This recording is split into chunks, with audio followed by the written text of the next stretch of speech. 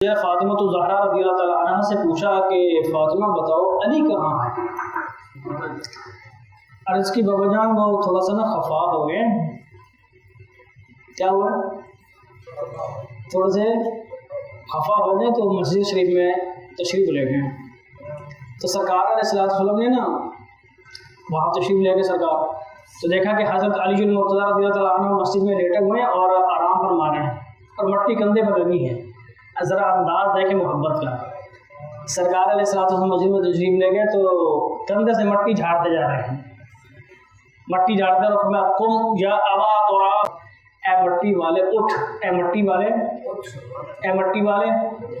حضرت علی المرتضیٰ رضی اللہ تعالیٰ عنہ فرماتے ہیں کہ جب سے مجھے حضور نے ابا تراب کہا نا یعنی مٹی والے، تو مجھے سب ناموں سے زیادہ پسند یہی ہے کہ مجھے ابو تراب کہا جائے.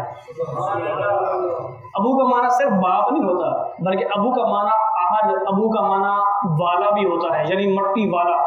جیسے حضرت ابو ہریرہ تو بلی کا باپ ترجمہ نہیں ہے، ایک کالا ترجمہ کر رہا تھا حضرت ابو ہریرہ کا، کالا کھٹمل سمجھتے ہیں نا، کالا کھٹمل.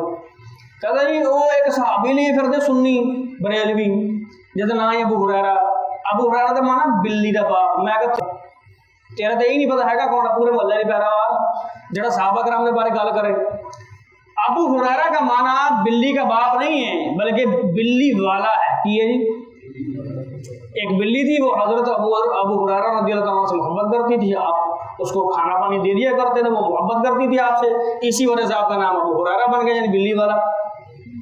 تو یہ تو حضور علیہ السلام جس طرح جس کو پکارا ہے، جس طرح ارشاد فرمایا قیامت کو ان کی عظمت اسی طرح جاری و ساری ہے.